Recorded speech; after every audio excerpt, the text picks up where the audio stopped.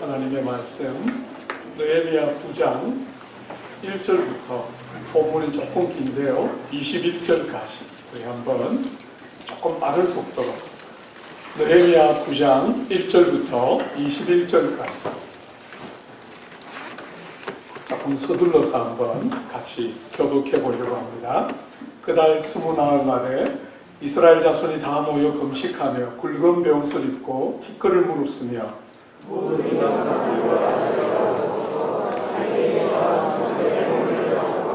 이날에 나 4분의 1은 그 자리에 서서 그들의 하나님 여호와의 율법책을 낭독하고 나 4분의 1은 죄를 자복하며 그들의 하나님 여호와께 경배하는데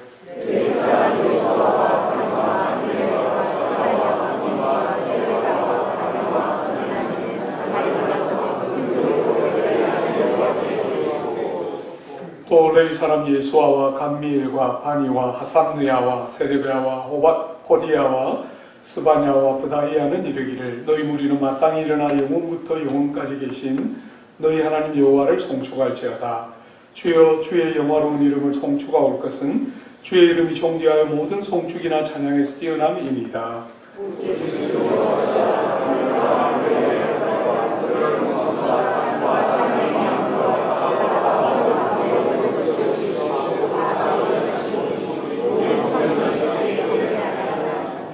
주는 하나님 여호와시라. 옛적에 아브라함을 택하시고 갈대아 우르에서 인도하여 내시고 아브라함이라는 이름을 주시고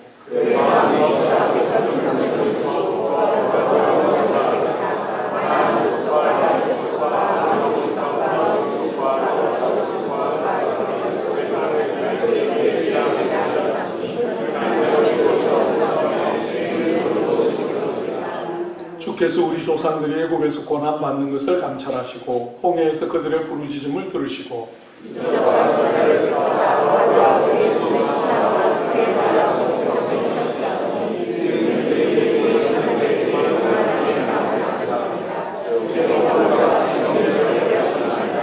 또 주께서 우리 조상들 앞에서 바다를 갈라지게 하사 그들이 바다 가운데를 육지같이 통과하게 하시고 쫓아오는 자들을 돌을 큰 물에 던짐같이 깊은 물에 던지시고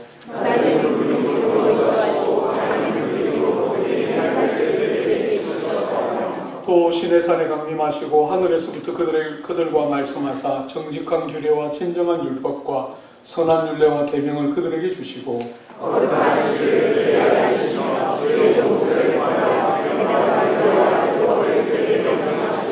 그들의 굶주림 때문에 그들에게 양식을 주시며 그들의 목마름 때문에 그들에게 반석에서 물을 내시고 또 주께서 옛적에 손을 들어 맹세하시고 주겠다 하신 땅을 들어가서 차지하라 말씀하셨사오나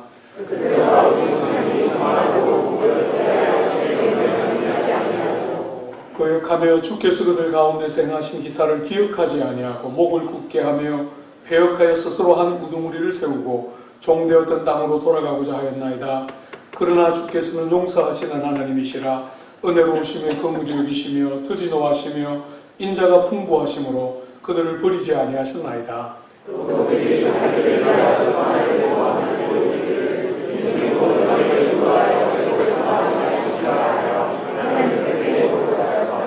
주께서는 주의 크신 긍휼로 그들을 광야에 버리지 아니하시고 낮에는 구름 기둥이 그들에게서 떠나지 아니하고 길을 인도하며 밤에는 불기둥이 그들의 갈 길을 비추게 하셨사오며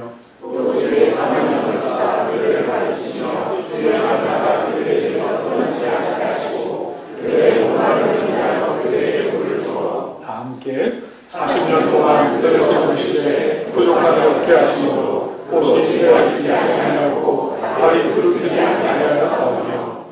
아멘. 사랑하는 여러분, 참 하나님의 은혜가 우리에게 임할 때 임하는 역사는 흔히 세상이 생각하는 것하고 너무 다르죠. 은혜가 임하면 우리가 주의 은혜로 강건함을 입는데 그렇게 강건하여지면 이상하게 죄가 보여요.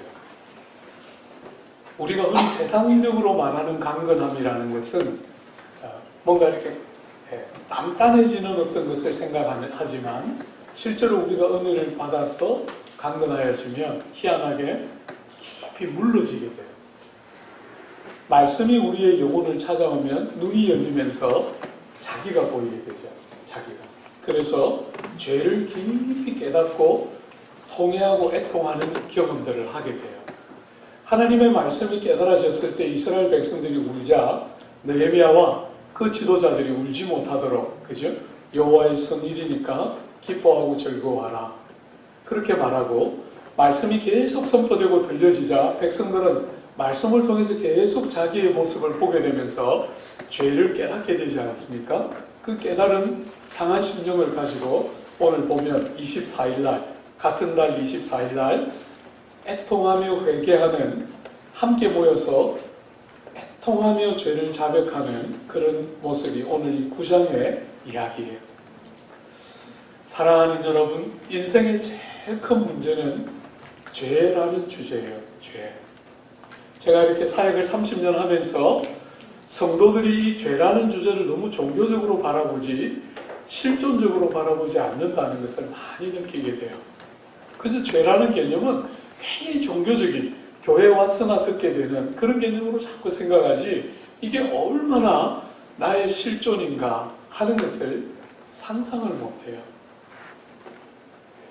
사랑하는 여러분, 구주가 살아서 여러분들에게 많은 선을 행하고 덕을 끼치고 아름다운 많은 일을 했으면 여러분 보기 얼마나 좋겠어요. 그런데 그분은 3년 공생애를 그렇게 사시고 십자가에 달려 돌아갔어요. 여러분과 저의 실존을 그 예수의 사건보다 더 선명하게 보여주는 건 없어요. 예수가 죽어야 여러분과 제가 살 길이 열리는 것이 여러분과 저의 실존이에요.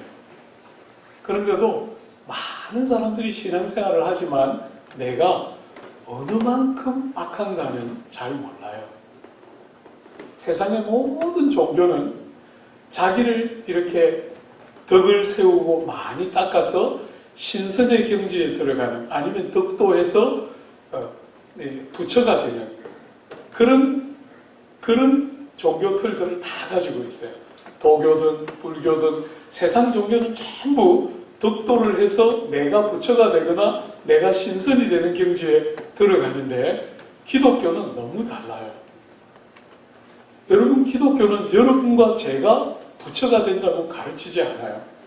여러분과 저는 창조주이신 하나님의 피조체로서 그 신분과 지위를 떠나지 않습니다.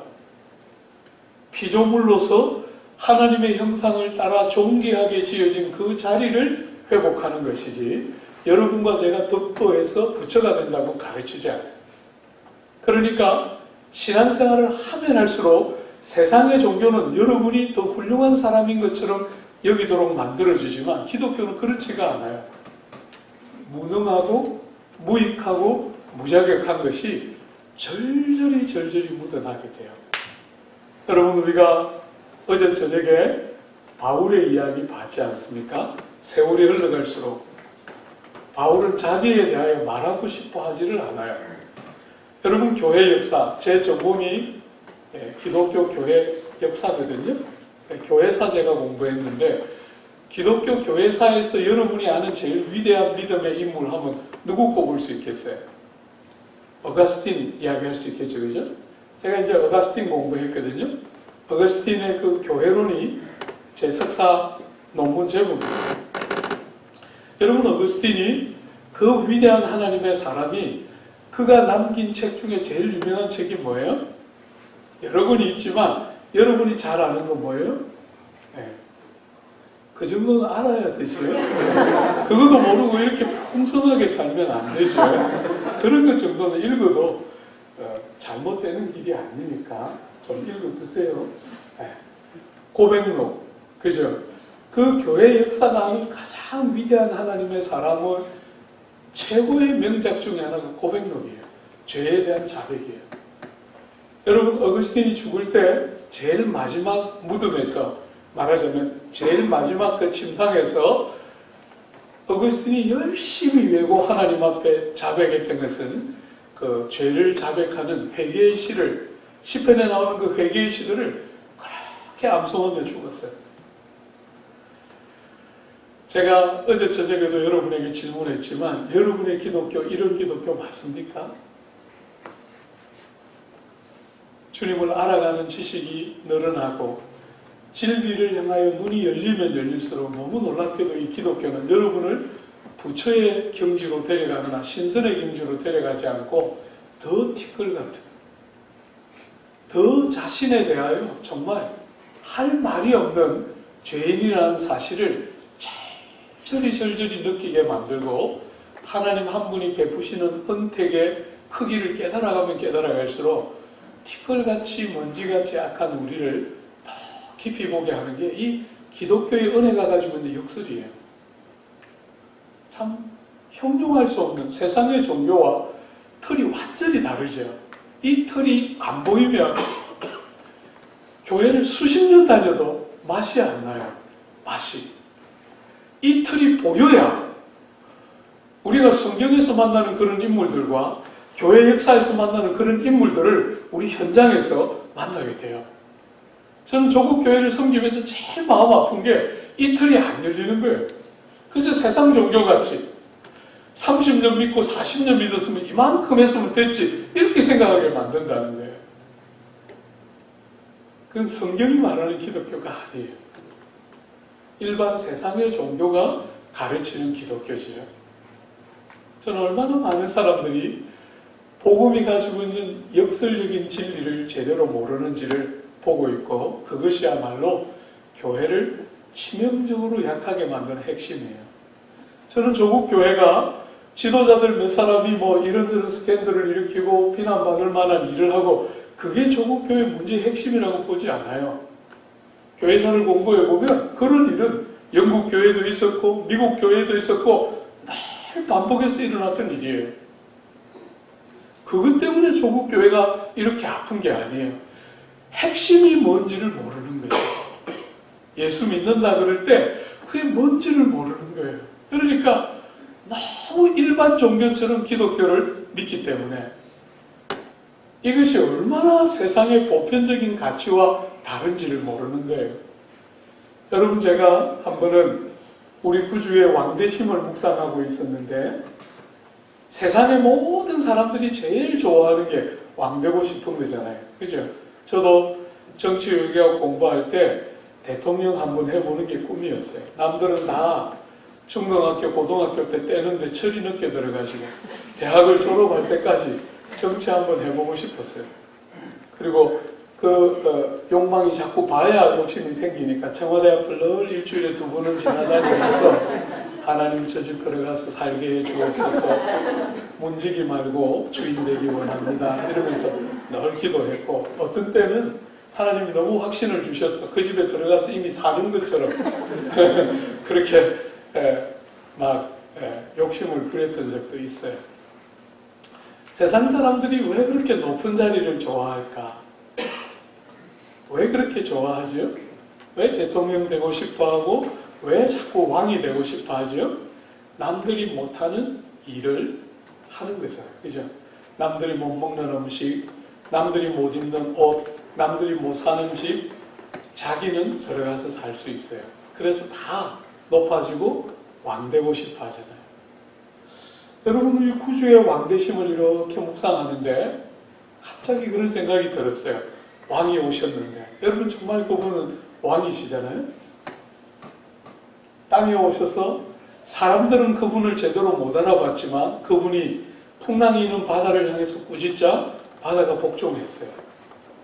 여러분 나사로가 무덤에 갇혀서 죽어서 무덤에 갇혔을 때 주님이 그 무덤가에 있어서 나사로 너 왜 거기 있으러 나와? 하고 나사로를 부르자 무덤이 나사로를 내줬어요.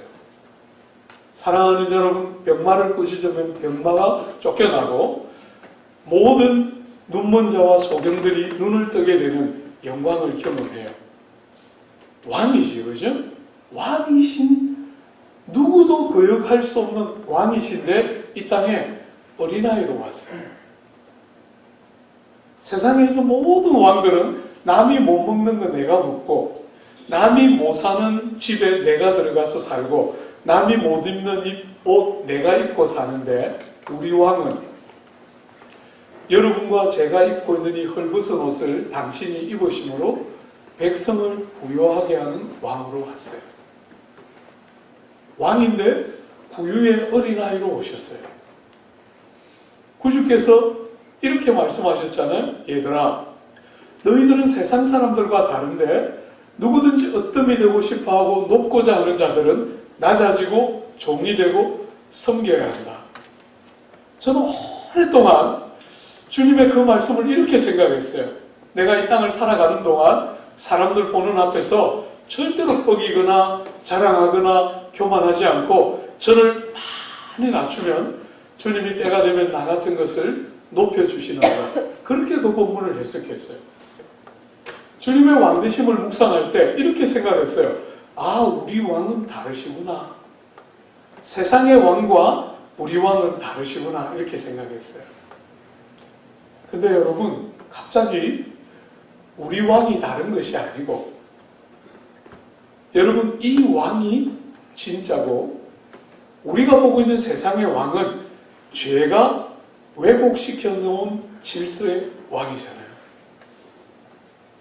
어느 순간 그게 마음에 탁 다가왔을 때 주님께서 우리 보고 얘들아, 너희가 종이 되고 너희가 섬기고 너희가 낮아져야 된다 이렇게 말씀하실 때 내가 지금 사람들을 향해서 잘 낮추면 때가 되면 주님이 나를 높여주시겠구나 이런 생각이 하나도 안 들고 지금은 낮은 것이 높은 것이었구나.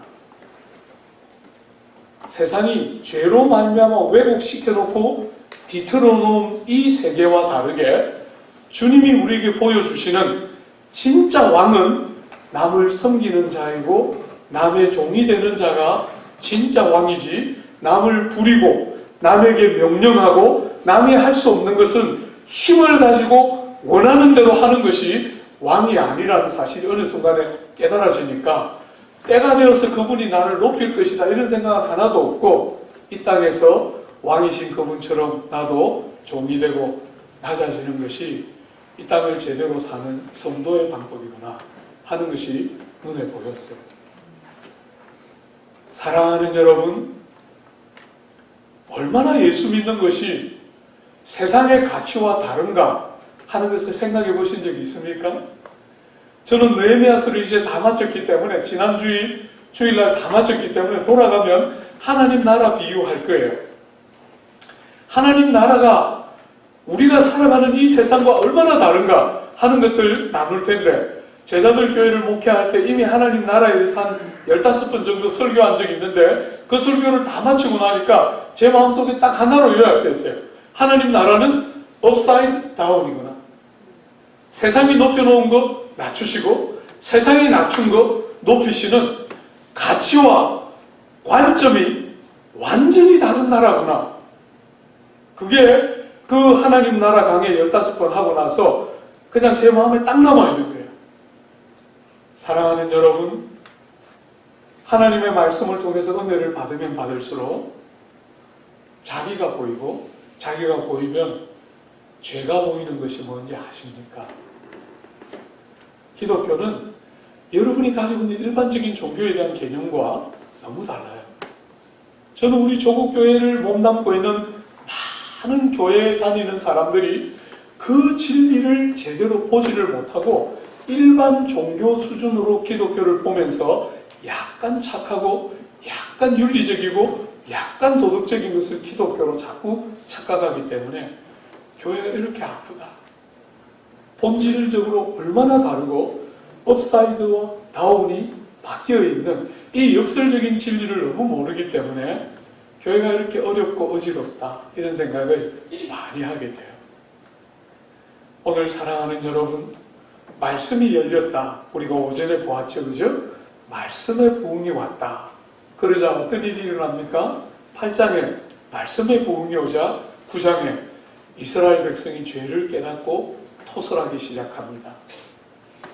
근데 여러분, 제가 여러분들에게 이 주제를 다룰 때 조심스러운 것은 조국 교회는 죄를 자백한다, 깨닫는다 이러면 성경적으로 그것을 생각하지 않아요.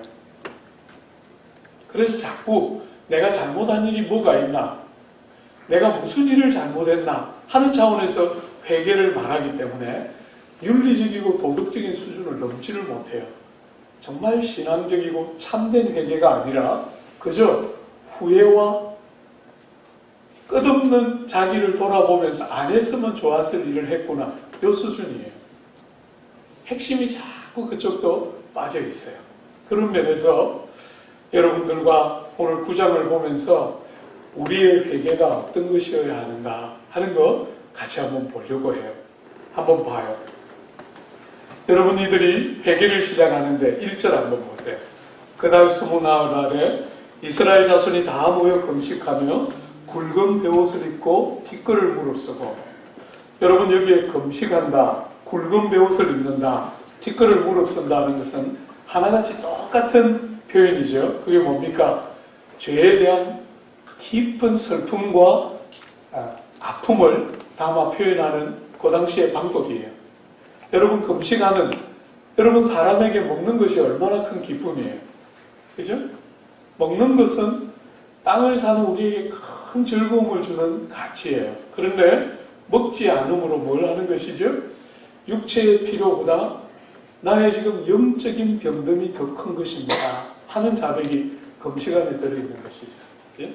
못 먹는 아픔, 먹지 못하는 기쁨을 내려놓는 것보다 나는 지금 이 육체의 기쁨을 내려놓는 것보다 더 큰 영의 아픔을 갖고 있습니다 하는 표현이 금식이에요.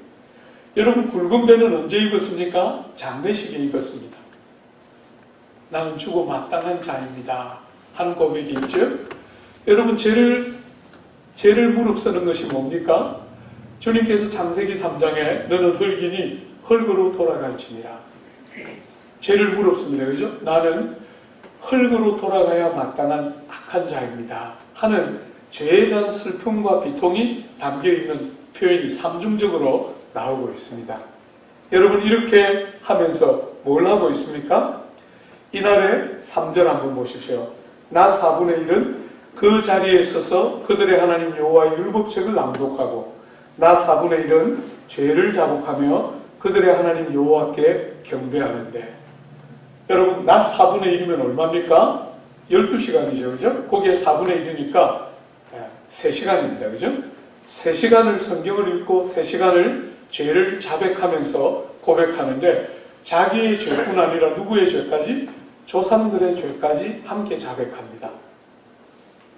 사랑하는 여러분, 저는 조국 교회를 이렇게 볼 때 이런 자세가 얼마나 결핍되어 있나.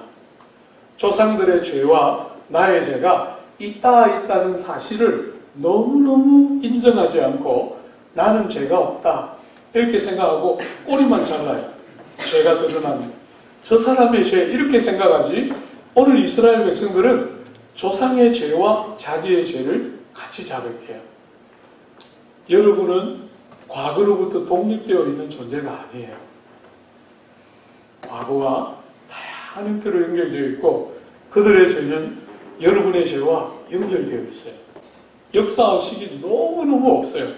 저는 역사를 공부하는 사람으로서 조국 교회를 구성하고 있는 성도들이나 조국 땅의 보편적인 사람들이 너무 역사의식이 없이 과거를 청산한다는 이름으로 일방적으로 어떤 사람들을 매도해요. 그거는 과거가 청산되는 게 아니라 꼬리 자르게 하는 것이에요. 나의 죄와 조상의 죄를 같이 자백하는 것이 제대로 된 회개의 자세이죠. 여러분, 저는 여러분의 조상들이나 여러분의 선배들을 요즘 세대가 비난할 때 저는 약간 불만스러워요. 여러분들도 똑같은 한계를 결국은 띄게 될 텐데 그런 철저한 자기 반성 없이 눈에 드러나는 잘못들만 비난하는 것은 너무나 어리석은 거죠. 자기의 철저한 자기 반성 없이 남을 판단하는 것은 헛된 것이죠. 그런데도 조국 사회는 너무나 어리석게 그런 일을 반복하는데 이스라엘은 그렇게 하지 않아요. 조상의 죄와 자기의 죄를 같이 자백하죠. 어떻게 죄를 자백하는지 한번 잘 보십시오. 여러분 5절 하반절 한번 보세요. 레위 사람들 이름이 쭉 나오고 그들이 일어나서 이렇게 지금 죄를 자백하기 전에 이걸 먼저 하죠. 영원부터 영원까지 계신 너희 하나님 여호와를 송축할지어다. 주여 주의 영화로운 이름을 송축할 것은 주의 이름이 존귀하여 모든 송축이나 찬양에서 뛰어남이니이다. 오직 주는 여호와시라. 하늘과 하늘들의 하늘과 이를 성신과 땅과 땅 위의 만물과 바다와 그 가운데 모든 것을 지으시고 다 보존하시오니 모든 천군이 주께 경배하나이다. 여러분, 죄를 토설하는 현장에서도 이들이 죄를 토설하기 전에 뭘 먼저 합니까? 하나님을 영화롭게 하고 하나님을 높여드리고 하나님을 찬양해요. 하나님은 얼마나 영화로운 분이시고 하나님은 얼마나 존귀하고 영화로운 분이신지 우리의 어떤 찬양으로 어떤 높임으로도 하나님께 충분한 것이 없습니다. 이렇게 자백하고 시작해요. 그러므로 여러분, 기독교적인 회개의 중요한 출발점은 여러분이 땅을 살면서 뭘 잘못했는지를 돌아보는 데 있는 것이 아니라 하나님과 하나님이 여러분에게 베푸신 은혜를 향해 눈이 먼저 열려야 기독교적인 바른 회개가 가능해져요. 안 그러면 세상에서 일반적으로 찾아볼 수 있는 도덕적인 수준의 회개밖에 못해요. 나쁜 짓 한 것, 세상에서 말하는 아주 피상적인 아주 낮은 수준의, 여러분 세상의 법과 하나님의 진리의 법의 큰 차이가 뭔지 아십니까? 세상의 법은 한마디로 말하면 이렇게 말할 수 있어요. 이것도 지키지 못하면 사람도 아니다. 이것이 세상의 법이에요. 도둑질하지 말라, 살인하지 말라, 간음하지 말라, 이런 세상이 가지고 있는 죄에 대한 기준은 전부 말하자면 세상에 이 정도도 못하면 사람도 아니다, 이거예요. 그러나 하나님의 율법이 죄를 규정하는 것은 하나님의 형상을 따라 지음받은 사람은 이렇게 살아야 마땅하다 해요. 상한선을 그으면 안 돼요. 하나님을 사랑하고 이웃을 자기의 몸의 한 부분인 것처럼 사랑하는 것이죠. 사람은 마땅히 이렇게 누군가를 대하고 하나님을 대해야 한다 하는 상한선을 그어놓은 게 하나님의 법이고, 세상의 법은 하한선을 그어뒀어요. 하나님과 하나님의 베푸신 은택 앞에 서지 않으면 성경적인 죄에 대한 자각은 불가능해요. 너무나 많은 조국 교회 사람들은 죄를 자백할 때 사회적인 수준의 죄를 자백해요. 아이가 말 안 들었을 때 때렸다든지 화를 냈다든지. 화를 내야지. 그러면 어떻게 할 거예요? 그 말 안 듣는 것도. 저는 창문 열고 던지라 그랬는데. 그런 쓸데없는 거 가지고 회개해요. 진짜는 다 뒤에 감춰놓고. 아이고, 그거는 빈산의 일각이시에요. 그런 품위에 손상이 안 가는 거나 실컷 나누고, 진짜 핵심은 뒤에 딱 감춰놓고. 그러니까 회개가 늘 피상적이지요. 하나님의 성품과 하나님의 어떠하심과 하나님이 베푸신 은택 앞에 서야 죄가 죄처럼 쫙 보이게 되죠. 이스라엘은 죄를 자백하기 위해서 금식하고 베옷을 입고 죄를 무릅쓰면서 제일 먼저 하나님 앞에 자신을 세워요. 하나님이 어떤 분이신가? 우리가 죄를 자백할 것이지만 하나님은 얼마나 영화롭고 존귀하신지 어떤 높임이나 찬양이나 기림으로도 미칠 수가 없는 그 존귀하고 아름다운 분이심을 인정하고, 천지와 만물을 다 보면서 이 어마어마하게 광대한 우주와 천지와 만물을 다 만드신 하나님 앞에 서 있는 것을 인정하고 회개를 시작해요. 하나님 앞에 서지 않으면 건강한 회개는 불가능해요. 사랑하는 여러분, 그 하나님 앞에 서서 이제 구체적으로 삶에 들어가기 시작합니다. 그죠? 뭐 합니까? 한번 보십시오. 6절에 오직 주는 여호와시라. 하늘의 하늘들의 하늘과 이룰 성신과 땅과 땅 위의 만물과 바다와 그 가운데 모든 것을 지으시고 다 보존하시오니 모든 천군이 주께 경배하나이다. 주는 하나님 여호와시라. 옛적에 아브라함을 택하시고 갈대아 우르에서 인도하여 내시고 아브라함이라는 이름을 주시고. 여러분, 그 하나님이 어떤 하나님이십니까? 아브라함을 찾아오시는 하나님. 그렇게 광대하신 하나님이 티끌 같은 아브라함 하나를 찾아오십니다. 여러분, 과학이 발전하니까 우주가 얼마나 광대한지를 우리가 배우지 않습니까? 우리가 이 태양계가 속해 있는 이 별만 해도 얼마나 전체에 비하면 저 한쪽 구덩이에 변두리에 있는 작은 별의 무리에 불과한데, 그 어마어마하게 광대한 우주와 만물을 지으신 하나님이 아브라함 한 사람을 찾아오세요. 여러분과 저 한 사람을 찾아오십니다. 기독교는 그 광대하고 영화로운 하나님을 우리가 찾아가는 종교가 아니에요. 기독교는 그 하나님이 티끌 같은 여러분과 저를 찾아오시는 종교예요. 아브라함이 먼저 하나님을 부르신 것이 아니라 하나님이 아브라함을 먼저 주목하고 찾아오시죠. 여러분과 저도 마찬가지예요. 우리는 정말 너무 평범하고 보잘것없는데 하나님이 여러분과 저를 주목하고 찾아오셔서 만나주세요. 우리가 만나서 찾아가는 종교가 아니라 하나님이 주도권을 잡고 우리를 찾아오십니다. 뭐 하십니까? 이름을 바꾸어 주십니다. 아브람이라고 불리던 그를 아브라함이라고 부릅니다. 여러분이 이름을 바꾼다는 것은 지위와 신분의 변화를 말합니다. 하나님을 만나면 어떤 사람이라도 지위와 신분이 바뀝니다. 어떻게 바뀝니까? 그 신분과 지위의 변화의 핵심이 뭡니까? 아브라함은 한마디로 말하면 높은 아버지, 성공하고 높임을 받는 아버지예요. 말하자면 아브라함은 뭡니까? 모든 민족의 아버지예요. 사랑하는 여러분, 아브라함의 평생의 삶의 방식 뭐였지요?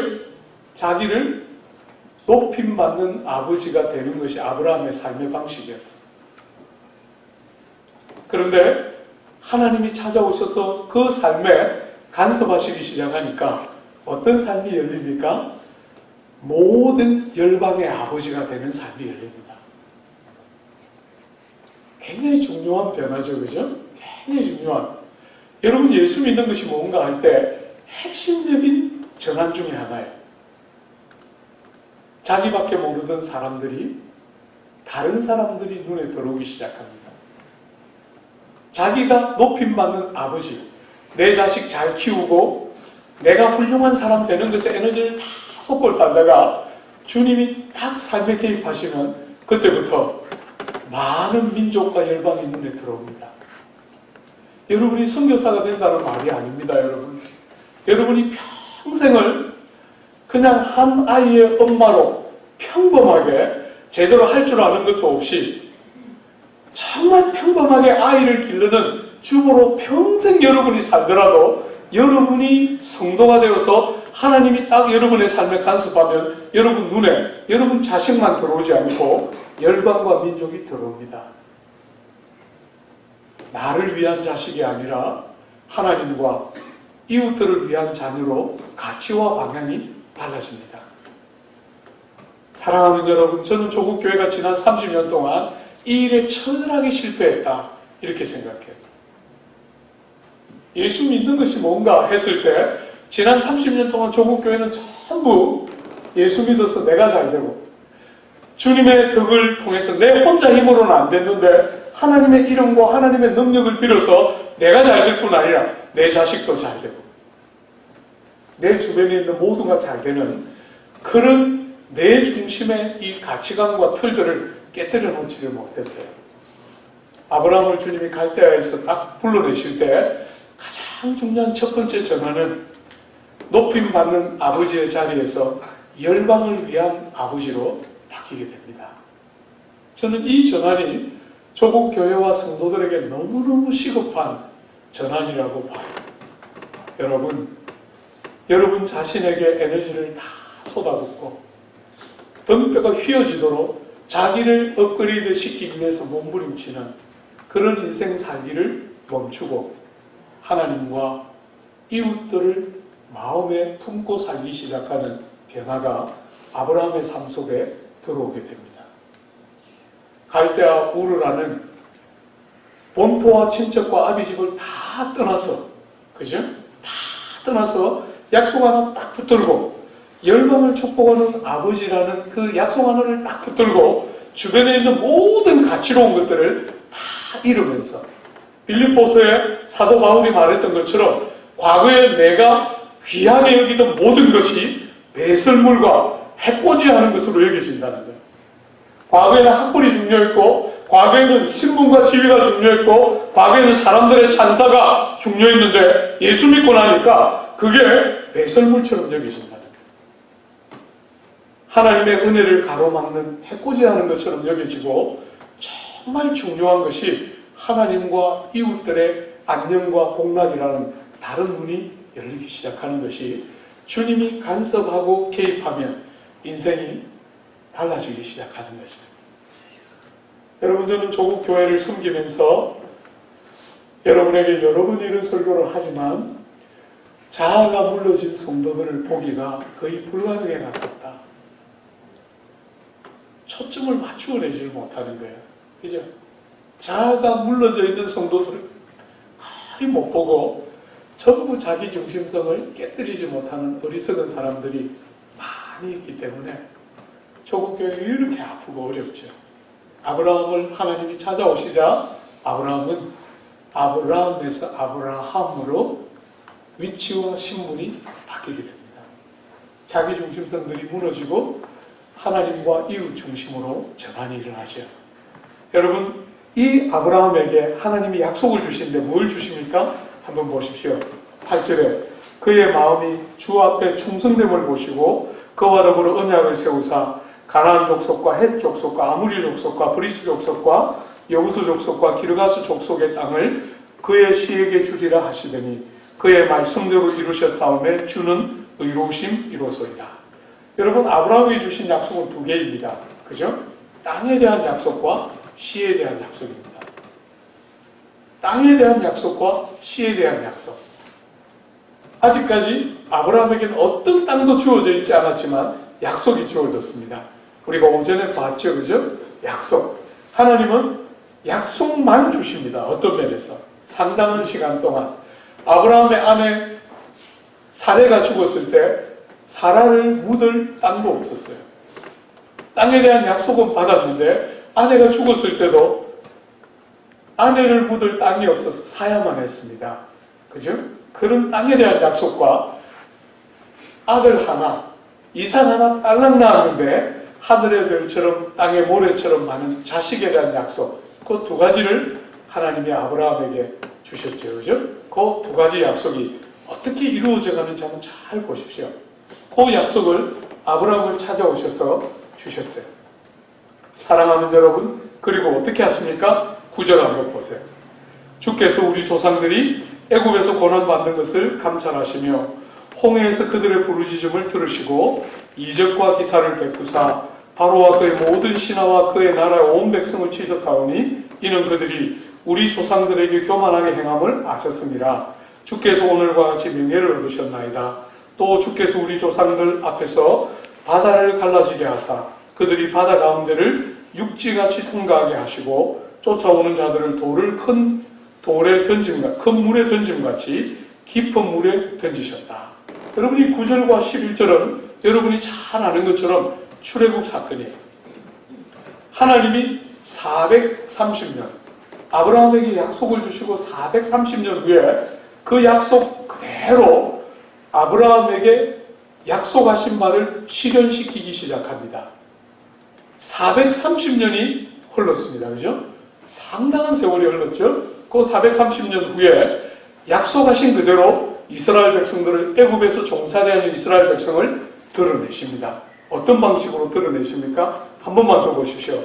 9절에 우리 조상들이 애굽에서 고난받는 것을 뭐 하셨지요? 보셨습니다. 그죠? 감찰하셨다. 보셨지요? 홍해에서 그들이 부르짖는 것을 뭐 하셨습니까? 들으셨습니다. 여러분, 세월이 430년이니까 긴 세월이 흘렀다 이렇게 느껴지겠지만 핵심은 하나님이 여전히 그 눈을 그 백성 위에 두시고 그 귀를 여전히 그 백성들의 입에 두시고 하나님이 한 번도 눈을 떼지 않고 귀를 떼지 않고 보시고 들으시다가 당신의 약속하신 때가 되자 그 백성들을 애굽에서부터 드러내십니다. 사랑하는 여러분, 우리들이 신앙생활 할 때 우리가 기대하는 방식으로 우리의 시간에 하나님이 응답하시는 것은 잘 안 할 수 있어요. 그죠? 대부분 우리의 시간표보다 주님의 시간표는 조금 늦어요. 대부분의 경우에. 그러나 여러분, 보시고 계시고 들으시고 계세요. 하나님이 때가 되면 반드시 약속하신 대로 행하세요. 틀림없습니다. 많은 사람들이 이런 하나님의 말씀을 들으면서 이렇게 쉽게 생각합니다. 그 사람은 착하고 신실하고 좋은 사람이니까 하나님이 응답하시고 나는 약간 불량하기 때문에 응답하지 않으시고, 사람들이 이렇게 너무 쉽게 하나님의 말씀을 이런 식으로 해석해요.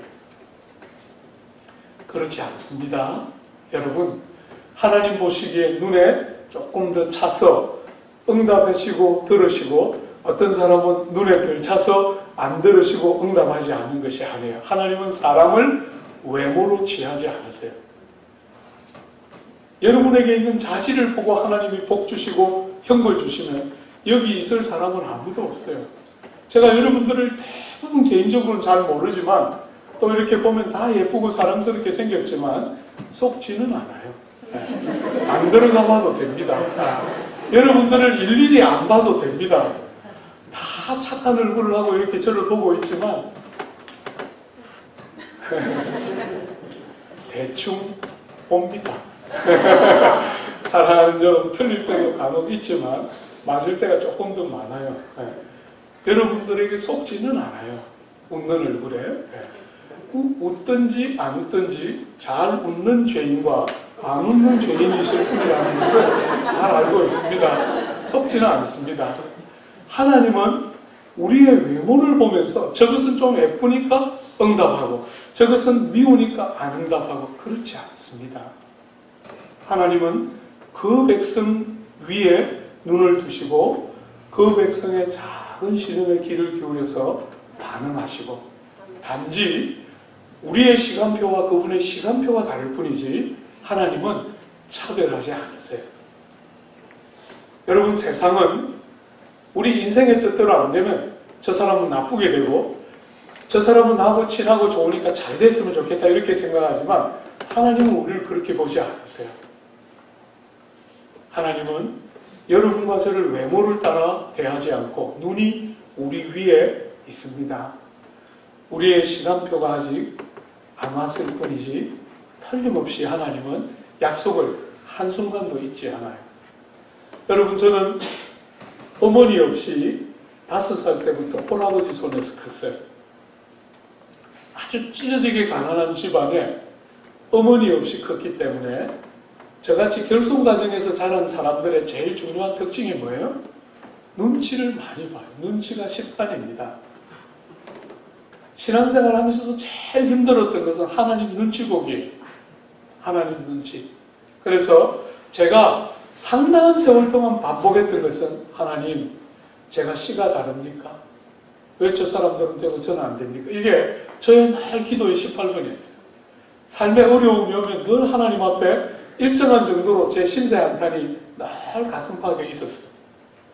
유학을 갔는데 정말 돈이 없어서 절절 맬 때 아무리 기도해도 응답을 안 해주셔서 제가 하나님 앞에 간절히 기도했어요. 하나님, 남들은 다 줬다고 간증하는데 나는 왜 이 모양입니까? 많이 기도했는데 나왔더니 아무 일도 안 일어났어요. 너무 낙심이 돼서 다시 기도에 들어가서 하나님 앞에 비통하게 또 섭섭한 말을 쏟아놨어요. 내가 씨가 다릅니까? 제 18번이 또 나와서 하나님 앞에 막 질문했어요. 나왔는데도 아무 일도 안 일어났어요. 마지막으로 3번째 기도하러 들어가서 하나님, 끝까지 안 주시면 제가 한국 돌아가겠습니다. 꼭 내가 뭐 석사를 하고 박사를 해야 될 필요가 없으니까 주님 뜻이 아닌 줄 알고 가겠습니다 하고 떡 나왔더니 주셨겠어요, 안 주셨겠어요? 풀이 많이 죽었잖아요. 그죠? 딱 나왔는데 전화 한 통 왔어요. 목사님, 제가 한국 가게 됐는데 제가 쓰던 자가용 목사님께 그냥 드립니다. 700만 원밖에 안 합니다, 시가로. 이러면서 공짜로 가지십시오. 이러는데 전화 딱 끊고 제가 너무 기뻤어요. 씨가 갔구나. 나도 그 씨구나. 이러면서 너무 좋아했어요. 여러분, 그 금요일날 전화가 띠링 걸려왔어요. 화요일날 그 전화를 받고 너무 기쁨으로 며칠을 보냈는데 금요일날 전화가 난데없이 와서 그분이 다시 전화했어요. 목사님, 오늘 라운드바웃을 돌다가, 영국에는 그 로타리 같은 라운드바웃이 많이 있는데 라운드바웃을 돌다가 앞차와 받쳐가지고 전파 판정을 받았어요. 술이 불능 판정을 받았고, 그러므로 목사님께 차를 못 드리게 됐습니다. 이 비보가 정해졌어요. 전화를 끊자마자 제가 하나님 앞에 또 비통하게 기도했어요. 그래, 그 차 그냥 주식이 그렇게 어디 덧났습니까? 이러면서 제가 막 주님 앞에 비통한 나쁜 말을 했어요. 그러면서 그분이 전화를 끊으면서 말했어요. 목사님, 오늘 금요일이니까 너무 죄송하지만 저는 월요일날 비행기 타고 한국 가야 되고 보험 처리 부탁드립니다. 제가 막 입이 이렇게 튀어나와가지고, 아니 그걸 그냥 주면 내가 잘 쓸 텐데 그걸 다 망가뜨리고 그것도 모자라서 보험 처리 또 나보고 하라 그러니까 막 입이 막 이렇게 나와서 막 월요일날 보험증 들고 막 이렇게 보험회사 갔는데, 그 보험회사 여직원이 저를 딱 보더니 차량이 완파되었으므로 700만 원 현찰로 드립니다. 이렇게 말씀하셨어요. 제가 그 돈을 딱 들고 나오는데 눈물밖에 안 났어요. 예를 들어서 제가 조금 이렇게 막 버티면서, 하나님이 무슨 생각이, 다른 생각이 있으실 거예요.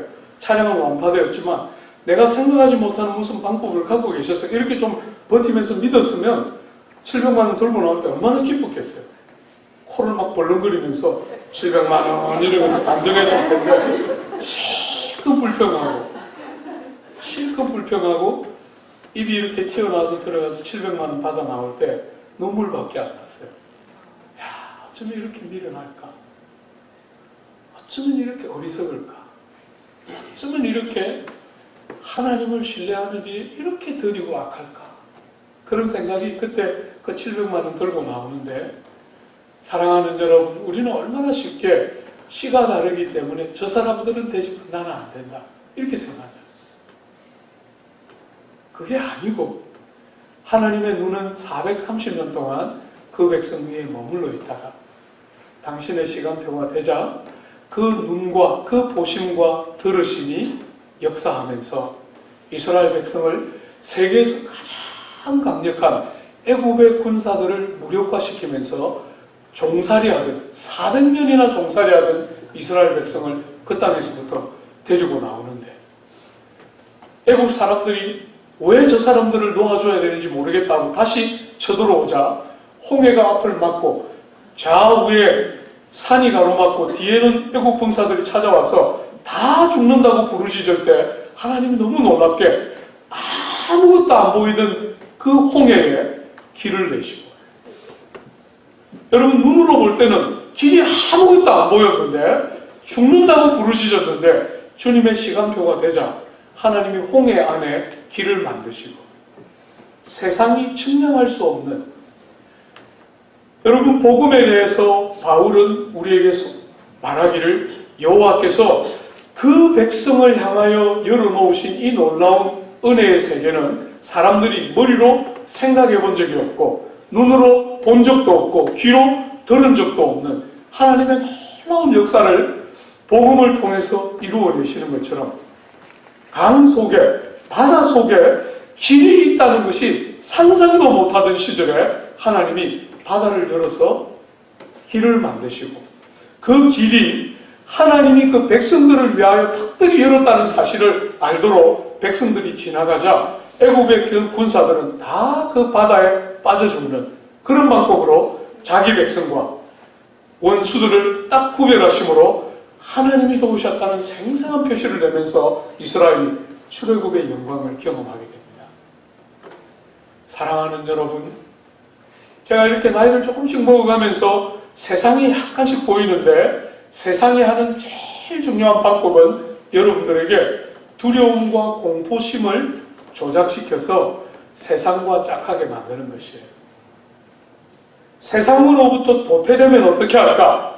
세상이 약속하는 이 좋은 것들을 나만 누리지 못하면 어떻게 할까 하는 두려움들을 끝없이 확대 재생산함으로 여러분을 세상에 묶어서 세상에 종되게 하는 것이 악한 영들이 하는 제일 중요한 방법 중에 하나예요. 사랑하는 여러분, 하나님의 눈과 하나님의 귀가 여러분과 저 위에 있다고 믿고 언약이 바로 성취되지 않을 때 몇 걸음만 더 가는 훈련들을 해야 합니다. 낙심하지 않고 믿음의 근육이 길러지고 사용되어서 결정적인 순간, 여러분이 운동하면서 근육을 길러놓으면 제일 좋은 게 뭐예요? 힘을 써야 할 때 쓸 수 있어요. 근육이 없으면 아무리 몸집은 커도 근육이 만들어져 있지 않으면 힘을 써야 할 때 쓸 수 없어요. 하나님께서 여러분과 저를 기다리게 하는 제일 중요한 이유는 믿음의 근육을 만들어서 결정적인 순간에 힘을 쓸 수 있도록, 믿음을 사용해서 힘을 쓸 수 있는 근육이 만들어지도록 기다리게 하는 거예요. 기다리게. 하나님을 기다리면서 믿음의 근육이 만들어져서 결정적인 순간 믿음으로 말미암아 세상을 이기는 사람들이 되도록. 여러분과 제가 세상을 이기는 유일한 방법은 믿음이에요. 믿음으로 세상을 이기는 것이죠. 그죠? 그래서 하나님이 기다리는 과정을 주시지만 기다릴 때나 역사할 때나 하나님의 눈과 귀는 여러분과 저 위에 있다 하면 틀림없어요. 목사님, 저는 절대로 아닙니다. 이런 확신에 거하지 마십시오. 그건 교만이에요. 악함입니다. 여러분이 겸손해서 그런 게 아니에요. 불신앙이 만드는 악함이에요. 여러분 자신에게 함몰되지 않고 하나님의 약속을 딱 붙들고 여러분의 자질 없음과 무자격함에도 불구하고 약속대로 하나님이 신실하시다. 딱 믿으면 싸움이 되지요. 싸움이 되죠. 그죠? 그렇게 이스라엘 백성들을 애굽에서부터 건져내요. 여러분 12절부터는 애굽에서 건져낸 다음에 이스라엘 백성을 그냥 두지 않으시고 하나님이 어떻게 간섭하시고 도우시는지를 보여줘요. 여러분 제가 대학교를 다닐 때 선배가 리더셨는데 리더가 이렇게 가르쳤어요. 구원은 은혜로 받지만 상급은 공로로 받는다. 요즘은 그런 말 많이 안 하지만 제가 대학생 시절 때만 해도 그런 말이 횡행했어요. 한국의 아주 유명한 목사님도 그렇게 가르쳤어요. 지금도 목회하고 있는 유명한 분이 그렇게 가르쳤어요. 얼마나 흔들리고 어려웠는지 몰라요. 여러분 지금은 아주 단호하게 말할 수 있어요. 그렇지 않아요. 여러분과 저를 건져놓고 이제부터 한번 잘해봐라. 하나님이 그렇게 하면 여러분과 저는 다 멸망이에요. 우리는 아무 자격 없이 조건 없이 공로 없이 은혜로 그냥 구원받은 죄인들이잖아요. 우리들 자신은 여전히 죄를 갖고 있는 어리석은 자들인데 구주의 공로 때문에 그 구주의 공로를 의지하고 신뢰함으로 나 같은 것이 의롭다 여겨지는 것이지 내가 의로운 자로 둔갑되어 있는 것이 아니에요. 그러니까 건져놓고 이제부터는 네가 한번 잘해봐 이러면 다 멸망이에요. 그럼 보나만 하죠. 하나님은 어떻게 하십니까? 애굽에서부터 건져내고 이제부터 제대로 해봐. 그렇게 하지 않으면 어떻게 하시죠? 본문 한번 보세요. 12절에 그들을 애굽에서부터 건져내시고 12절에 보면 낮에는 구름 기둥으로 인도하시고 밤에는 불 기둥으로 그들이 행할 길을 그들에게 비추셨사오며 시내산에 강림하시고 하늘에서부터 그들과 말씀하사 정직한 규례와 진정한 율법과 선한 율례와 계명을 그들에게 주시고 거룩한 안식일을 그들에게 알리시며 주의 종 모세를 통하여 계명과 율례와 율법을 그들에게 명령하시고 그들의 굶주림 때문에 그들에게 양식을 주시며 그들의 목마름 때문에 그들에게 반석에서 물을 내셨다. 여러분이 광야에 사신 일을 간단하게 한번 보세요. 낮에는 구름 기둥을 주시고 밤에는 불 기둥을 주세요. 여러분이 구름 기둥과 불 기둥이 하는 제일 중요한 역할이 뭐죠? 광야에 나온 이들이 어디를 가야 할지를 가리키는 인도의 상징이 불 기둥과 기름 기둥이에요. 어디를 가야 할지 모르는 이들을 구름 기둥과 불 기둥이 이끌어 가시죠.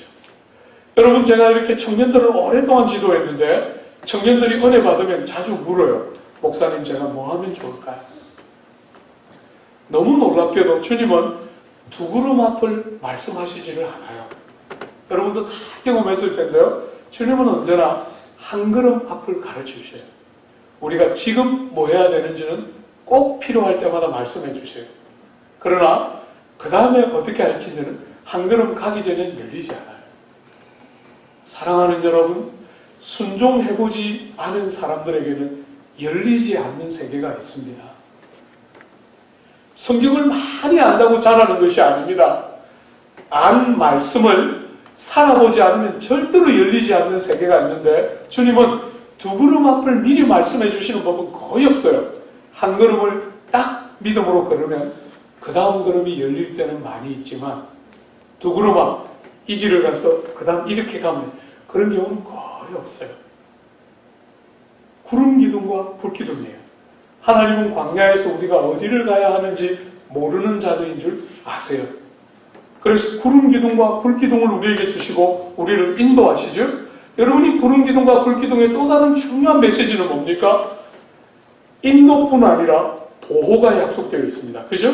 때학볕으로부터 구름 기둥이 보호해 주시고 저녁에 그 맹추위로부터 불 기둥이 보호해 주세요. 인도와 보호가 이 구름 기둥과 불 기둥이 광야로 이들을 데리고 나오시고 그냥 두지 않으시고 인도하시고 보호하시죠. 여러분과 저도 마찬가지예요.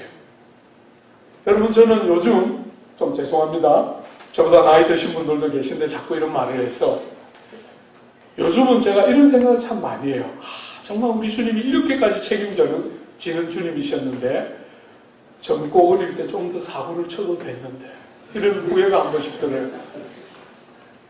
여러분, 나쁜 짓을 하라는 게 아니라 주님을 신뢰하기 때문에 두려움 없이 어떤 것들을 탁탁 선택해도 됐다는 사실이 굉장히 많이 느껴져요. 여러분, 우리는 이렇게 생각하잖아요. 내가 그때 이렇게 했었더라면 얼마나 좋았을까. 근데 그때 이렇게 해가지고 인생이 이렇게 됐어. 그렇지 않습니다. 여러분과 저에게는 길이 그렇게 두 개, 세 개밖에 없지만 주님은 여러분이 어떤 길을 선택해도 그 안에서 최상의 것을 끄집어내시는 명수세요. 여러분의 인생은 주님으로부터 영생을 약속받고 있는 여러분의 인생은 그때 한 번 결정을 잘못했기 때문에 인생이 다 구겨지면서 실패하는 그런 일은 불가능합니다. 여러분이 성도이기만 하면 하나님은 여러분들의 인생에 대하여 건져만 놓고 내버려 놓고 있지 않습니다. 보호하시고 인도하십니다.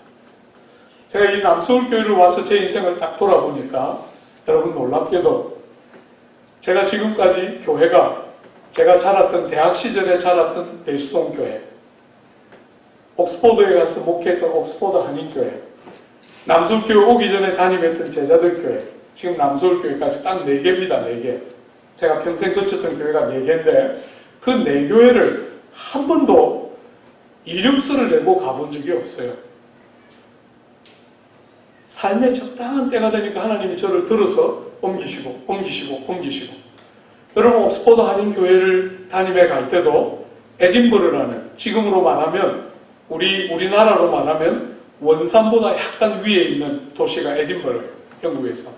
거기에 있다가 전주 정도 되는 옥스포드로 제가 담임 목사로 청빙을 받아 갔는데 거리가 얼마입니까, 여러분? 제가 거기 있다는 걸 누가 알겠습니까? 지금도 여러분 대부분 저를 잘 모르잖아요. 그죠?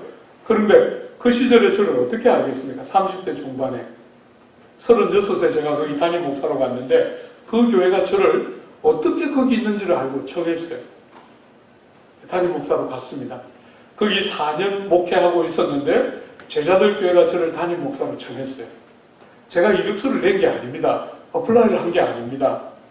제자들 교회 12년 담임 목사 했는데 남서울교회가 저를 청했어요. 사랑하는 여러분, 인생이 이렇게 이제 60이 거의 다 됐는데 돌아보니까 한 번도 제 뜻대로 되어본 적이 없고 생각하지 못하는 길을 제가 기대하는 것보다 더 많은 감격으로 인생이 이렇게 하나님 계획 안에 달려왔어요. 제가 노력 안 했다 이렇게 말할 수는 없지만 한 번도 제 뜻대로 된 적은 없어요. 제 뜻대로 되지 않았기 때문에 불만이 있는 게 아니라 더 큰 감격이 있도록 인생을 이끌어갔어요. 하나님이 여러분과 저를 애굽 땅에서부터 건져놓고 여러분과 저보고 책임지고 살아라 이렇게 말하지 않아요.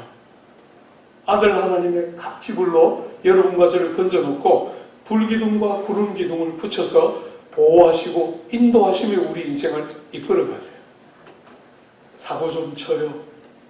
너무 안전한 길로 가려고 하지 말고 사고 좀 치면서 털을 쭉 찢어내고 하나님이 믿어지고 신뢰가 되기 때문에 자꾸 너무 많이 죄지 말고 어떤 일은 믿음으로 한 걸음 딱 딛고 가보면 길이 없는 것 같지만 길이 열리게 되죠.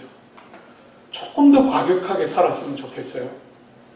사랑하는 여러분, 금방 인생이 끝납니다. 잠시 지나갑니다.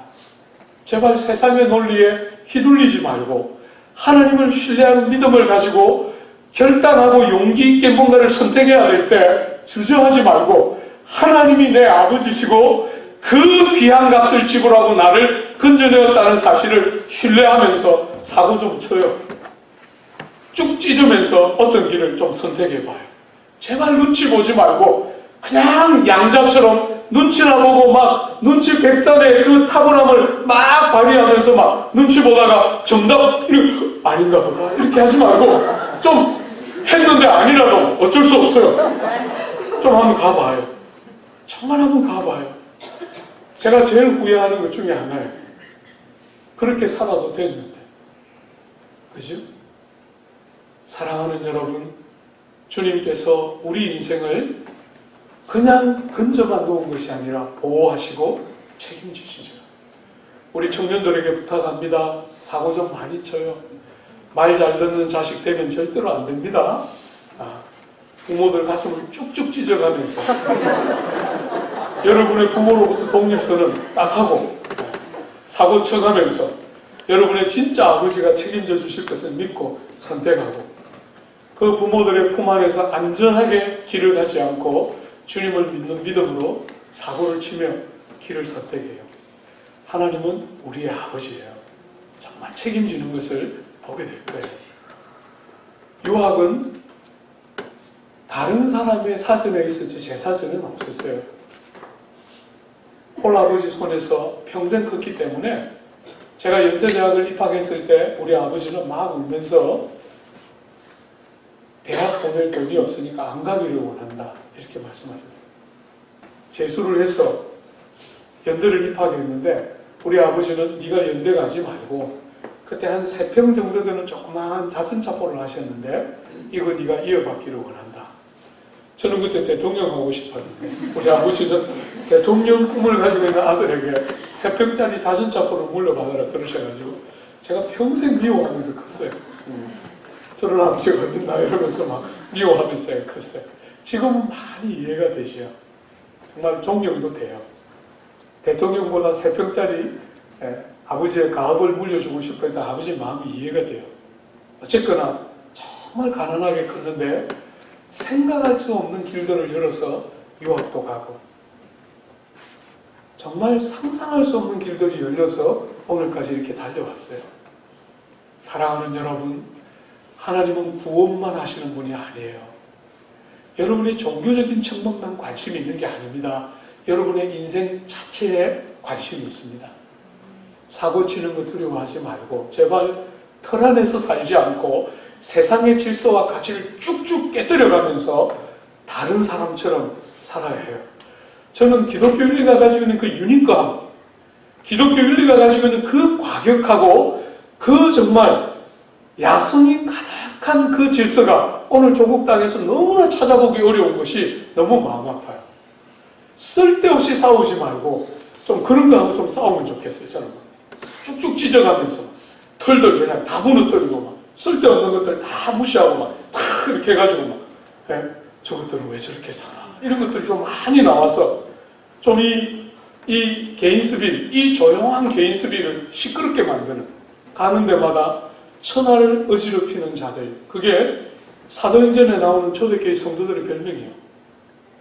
별나서 그런 게 아니고 너무 다르기 때문에 천하를 어지럽게 하는 다름이 있었으면 좋겠어요. 하나님이 여러분과 저를 구원만 하시는 게 아니라 보호하고 책임지시기 때문이죠. 여러분, 율법을 주셨죠? 아침에 했기 때문에 지나갈게요. 거룩한 안식일을 주세요. 여러분이 안식일을 주셨다는 게 얼마나 특별한지 한번 생각해 보세요. 이들은 400년 동안 종살이한 백성이에요. 이들의 삶에 지금까지 한 번도 오늘은 안식일입니다 할 수 없었어요. 주인이 언제든지 불러내서 일을 시키면 일을 했어야 돼요. 그죠? 그런데 이들이 자유자가 된, 이들이 구원받은 백성의 가장 중요한 표시 중에 하나가 뭐예요? 안식일이에요. 나는 오늘 일하지 않습니다. 나는 지난 6일처럼 오늘 하루를 쓸 수 없습니다. 나는 이 하루는 지난 6일과 다르게 써야 합니다. 지난 6일은 열심히 하나님이 부르시고 맡기신 일을 위해서 열심히 썼지만 이 하루는 지난 6일이 하지 못했던 다른 일을 하기 위해서 구별합니다. 이게 바로 구원받은 하나님의 백성의 특권이잖아요. 여러분이 안식일에 대한 이 안식일 규례를 무너뜨린 것을 구약의 선지자들은 이스라엘의 제일 중요한 죄로 비난했어요. 왜 그게 중요합니까? 여러분이 하루와 나머지 6일을 구별하는 것은 하나님의 백성들이 신분의 변화를 나타내는 너무너무 중요한, 더 이상 종이 아니요 자유자라는 사실을 경험하고 증거하는 핵심이고, 또 하나는 뭐예요? 6일을 살아왔던 방식으로 하루를 계속 살 수 없습니다 하는 구원의 아주 선명한 표시예요. 여러분이 6일은 그야말로 남들처럼 열심히 일터에 가서 일하고 열심히 그렇게 살지만, 하루는 어떻게 합니까? 하나님을 예배하고 6일 동안 열심히 직장생활하고 일터에 봉사하면서 할 수 없었던 자녀들을 데리고 하나님의 말씀을 가르치고, 그 자녀들을 데리고 이웃에 불우하고 병든 사람들을 신방하고, 이렇게 치열한 경쟁사회에 6일을 살았던 방식으로 하루는 절대로 반복하며 살지 않을 것이다 하는 것은 구원받은 하나님의 백성들의 신앙 고백의 핵심 중에 하나예요. 여러분 한번 돌아보십시오. 주일 성수라는 개념이 얼마나 쉽게 무너져서 많은 사람들이 주일날 6일하고 똑같이 써요. 왜요? 이스라엘 백성들도 마찬가지고 여러분과 저도 마찬가지인데, 이스라엘 백성들이 광야를 유리방황할 때는 문제가 없었어요. 아무 문제가 없었어요. 근데 가나안 땅에 딱 들어가서 땅이 주어지자, 재산과 소유가 주어지자 그 하루를 쉬면 돈이 얼마나 왔다 갔다 하는 게 눈에 보여요. 그러니까 6일과 구별된 하루를 보내지를 못해요. 그 하루도 일을 하게 됩니다. 결국은 세상과 똑같이 하루를 보내게 됩니다. 그 중요한 고백들 다 무너뜨리고 남들과 똑같이 살게 됩니다. 사랑하는 여러분, 시간이 조금만 흐르면 자식 때문에 금방 커버립니다. 10살, 15살 지나면 자식들은 더 이상 부모를 필요로 하지 않습니다. 그런데 부모들이 그 하루를 구별하면서 평소에 할 수 없었던 자녀들을 돌보고, 그 아이들을 데리고 공원에 나가고, 그 아이들을 저녁에 불러앉혀서 하나님 앞에 말씀을 가르치고 같이 기도하고, 그 하루를 6일을 자기를 위해서 썼던 것처럼 쓰지 않고 이웃들을 섬기고 돌보고 남들을 위하여 봉사하는 하루로 썼다면 자녀들과의 관계가 어떻게 됐을까요? 가정들이 다 회복되고 살아났을 것입니다. 그런데 욕망이 들어와서 욕심이 휘둘기 시작하자 그 하루를 6일처럼 써버리게 됩니다. 그러자 이방인과 언약 백성들의 구분이 무너지고, 가정과 일터의 이 어리석음이 다 무너지면서 가정이 회파되기 시작하고 신앙이 전수가 되지 않습니다. 사랑하는 여러분, 일주일을 하루를 다르게 사는 것은 종교적인 절기를 지키는 것이 아니에요. 율법주의적인 행위를 하라는 것이 아닙니다. 주님의 창조의 원리와 사람은 일주일 내도록 똑같은 일을 하고 살 수 없어요. 하루는 쉬어야, 하루는 리듬을 끊어야 6일을 바르게 살 수 있는 힘이 생기도록 사람이 그렇게 지어졌고, 세상의 욕망에 종살이 하지 않고 자유자임을 선포하는 날이 안식일이에요. 저는 여러분들이 주일을 그렇게 써주기를 기대해요. 예배를 드리고 쏜살같이 6일날 못했던 것을 하러 가는 것이 아니라 하루를 다르게 쓰는 것입니다. 사랑하는 지체들을 돌아보고 신방하고, 이역 말리 땅에 와서 이 불쌍한 청년들 집에 좀 정해서 밥 먹이고, 그죠? 여러분들의 가난하고 힘겨운 이웃들을 돌보고, 그런 다 다른 날로 쓰는 것이죠. 7일과 다른 자유자, 이 세상의 욕망이 휘두르는 대로 휘둘려 사는 사람과 다른 하나님의 구원받은 백성인 줄 고백하는 표시가 안식일 주일이에요. 허물어뜨리는 것이죠. 그죠? 15절 한번 보세요. 이렇게 종교적인 일만 하신 게 아니라 하나님은 양식도 공급하세요. 메추라기도 주시죠. 만나도 주시죠. 반석에서 물도 내어서 실제적인 구체적인 먹고 마시는 거 공급해 주세요. 여러분, 하나님이 우리에게 약속하신 제일 대표적인 약속은 하나님의 나라와 의를 먼저 구하면 나머지 먹어야 할 것, 입어야 할 것, 살아야 할 것은 주님이 다 채워주신다 약속하셨잖아요. 근데 오늘 이 자본주의 사회를 한번 봐요. 다 사람들이 먹는 것, 마시는 것, 입는 것 때문에 사는 것처럼 살잖아요. 돈 벌다가 인생이 다 끝나요. 제가 유학을 마치고 한국에 돌아왔을 때 제일 한국 사회가 인상적인 게 이런 거예요. 노후를 60 넘은 노후를 안전하게 보내려면 11억이 있어야 한다는 거예요. 제가 처음에 귀국하니까 7억이 있어야 된다 그랬는데 그 다음에 11억 이러니까 그냥 기쁨이 확 밀려왔어요. 아, 그렇지. 너희들끼리 잘 살아. 여러분, 목사님 제가 어떻게 해가지고 11억 모으겠어요. 그죠? 그러니까 너무 기쁨이 확 몰려오면서 한 700만 원 혹은 한 7천만 원 했으면 제가 어쩌든지 모아보려고 몸부림쳤지 않겠어요. 그런데 11억 있으니까 막 그냥 기쁨이 확 밀려오면서 그래 됐다. 너희들끼리 그렇게 살고 나는 그냥 노후가 어떻게 될지 모르지만 그냥 살다 갈 거다. 이런 확신이 딱 들면서 자유가 확 생겼어요. 얼마나 세상에 어리석은지 한번 보세요. 11억 가지고 있으면 노후가 보장됩니까? 노후가? 나이 드신 어르신들이 늘 하는 말이 돈이 있고 자식이 있지 돈 없으면 자식도 없다. 일견 맞는 것 같지만 한번 잘 생각해 보세요. 그런 자식 데리고 살고 싶어요? 세상에 자꾸 사람들은 그렇게 몰아가요. 그래서 돈을 자꾸 쌓아두려고 하지 쓰려고 하지 않아요. 적절하게 하나님이 마음에 짐을 주시는 지체들에게 흘려보내고 나누고 하나님이 기뻐하는 곳에 정말 이렇게 재물을 흘려보내려고 안 하고 어쩌든지 쌓아둬서 노후를 보장하고 싶어요. 젊어서부터 집 살려고 하고 온통 그런 일에 에너지를 다 쏟아부어요. 에너지를 전부 다. 집 사놓으면 여러분과 저는 안 됩니다. 여러분과 제가 집 사면 집값 떨어져요. 남이 사면 집값 올라가면 우리가 사면 떨어집니다. 여러분, 주식이 대박을 터지니까 젊은 사람들, 나이 든 사람 할 것 없이 주식 투자에 정말 에너지를 얼마나 쏟고 수천만 원, 수억을 한순간에 날리는 거 제가 교회 안에 있는 지체들 중 숱하게 봤어요.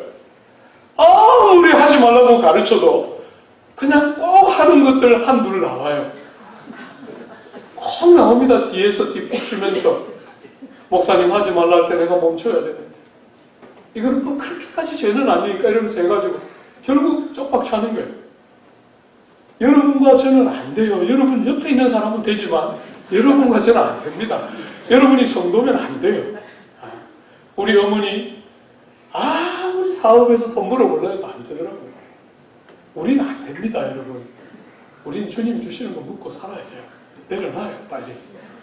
그냥 헛된 욕심 제발 좀 내려놔요. 돈 많이 벌어서 착한 일만 해. 괜찮아요. 돈 많이 안 벌어도. 사랑하는 여러분, 제발 이 땅 살면서 세상 사람들이 말하는 것처럼 하지 말고 하나님 앞에 딱 서 있는 사람처럼 돈이 여러분을 따라와야 어느 순간부터 돈이 모이는 것이지 여러분이 돈을 모으면 여러분 실패해요. 우리는 절대로 삶이 그렇게 안 되도록 되어 있어요. 우리가 돈 모으면 아무 일도 안 돼요. 그냥 나는 돈을 열심히 쓰고 있는데 주님이 막 또 가져라 또 가져라 해야 근근히 쌓이는 게 여러분과 저예요. 그래서 우리는 소유는 없어도 많이 쓰는 사람들이에요. 많이 쓰는. 돈이 없는데도 진짜 많이 쓰는 사람이 여러분과 저예요. 그렇게 살아야 돈이 나중에 와서 자꾸 호주머니에 들어오면서 이것도 좀 가져줘, 저것도 넣어. 이렇게 하면 근근히 그냥 못 이기는 차고 한 번씩 넣지. 여러분이 돈 보고 따라가면 절대로 돈 모이는 일 없습니다. 쓰십시오. 노후를 보장하면서 모으지 마십시오. 노후는 그렇게 보장되는 거 아니에요. 여러분 70 넘어서 11억 가지고 있으면 노후가 보장됩니까? 30의 건강을 가지고 혹시 11억을 70살에 가지고 있으면 모르겠어요. 나이 먹으면 75살 넘으면 천하 없는 장사도 고장나기 시작해요. 11억이 무슨 말입니까, 여러분? 돈 있으면 자식들 저거들끼리 싸워가지고 노후도 얼마나 불행한데 그런 어리석은 가치관을 가지고 세상 사니까 얼마나 불쌍해. 지금 도와줄 사람이 얼마나 보이는데 다 눈 감고 지나가요. 지금 도와주십시오. 지금 하면서 살아야 합니다. 세상의 지혜를 따라 살지 않고 하나님의 말씀이 이끄는 지혜를 따라 사는 것이죠. 여러분이 먹고 마시는 거 주님이 책임진다고 약속해 주셨어요. 제발 내려놓으십시오. 여러분이 건전하게 저축을 하는 것을 방해하는 것이 아닙니다. 여러분이 기업을 잘 길러서 건전한 일자리를 창출하기 위해서 주식 투자하는 거 반대하지 않습니다. 제가 이렇게 주식 투자 혼을 내니까 형님 한 분이 찾아오셨어요. 80 다 돼가는 형님이. 내가 평생 일터 가가지고 돈 벌어서 이제 더 이상 할 수 있는 일도 없고 해서 주식에 투자했는데 와 주식 투자 못하나 가나 이러면서 막 저보고 형님 뭐라 그러셔가지고 그런 주식 투자를 반대한 거 아닙니다, 형님. 예, 근거리 제가 무마해 드렸어요. 정말 그런 주식 투자를 반대하는 거 아니에요. 일확천금을 꿈꾸고 단타 위주의 일자리를 창출하는 것과 관계없는 어리석은 방식의 부동산 투기 같은 주식 투자를 반대하는 것이죠.